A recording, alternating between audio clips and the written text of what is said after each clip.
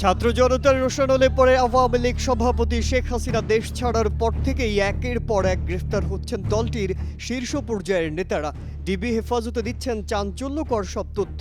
এবার আওয়ামী লীগ সরকারের আইনমন্ত্রী আনিসুল হক আদালতে বলেছেন তিনি এবং সাবেক প্রধানমন্ত্রীর উপদেষ্টা সালমান এফ রহমান কোটা সংস্কার আন্দোলনের পক্ষে ছিলেন, তবে শেখ হাসিনাকে সেটা বোঝাতে সক্ষম হননি। এ সময় তিনি নিজেকে নির্দোষও বলে দাবি করেছেন।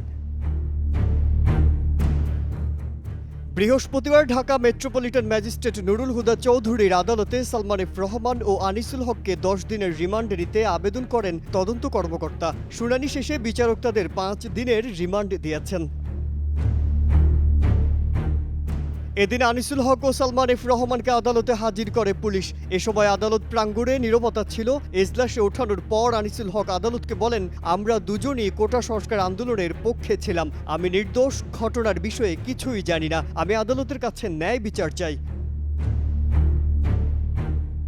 এদিকে মামলার এজাহারে বলা হয়েছে, গত 19 জুলাই বৈষম্য বিরোধী ছাত্র আন্দোলন চলাকালে বাড্ডা ফুজি টাওয়ারের উত্তর পাশে প্রগতি সরণিতে এলোপাতাড়ি গুলি করে মোহাম্মদ সুমন শিকদারকে হত্যা করা হয়। এই ঘটনায় তার মা মাসুমা বাদী হয়ে একটি হত্যা মামলা করেন। মামলায় সাবেক প্রধানমন্ত্রী শেখ হাসিনা সহ 179 জনকে আসামি করা হয়েছে। 13 আগস্ট গোপন তথ্যের ভিত্তিতে নৌপথে পালানোর সময় রাজধানীর সদরঘাট এলাকা থেকে সালমান এফ রহমান ও আনিসুল হককে গ্রেফতার করা হয়। পরদিন নিউ মার্কেট এলাকায় দোকান কর্মচারী শাহজাহান আলীকে হত্যার অভিযোগে করা মামলায় তাদের দুজনের 10 দিনের রিমান্ড মঞ্জুর করেন Dhaka metropolitan magistrate Mamunur Rashid.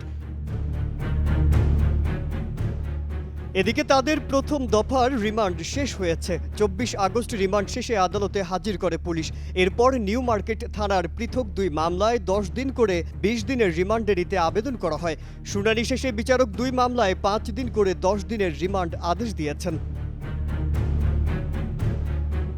Salman F Rahman Bangladesh শিল্প ও বণিক সমিতি ফেডারেশনের সাবেক সভাপতি ও বেক্সিমকো গ্রুপের প্রতিষ্ঠাতাদের একজন। তিনি আওয়ামী লীগ সভাপতি শেখ হাসিনার বেসরকারি খাত বিষয়ক উপদেষ্টা ছিলেন।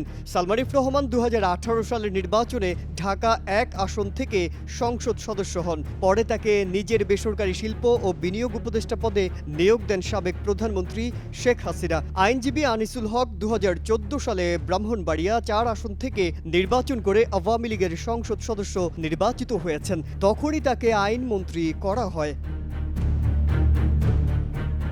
মাজহারুল আলম, কালের কণ্ঠ।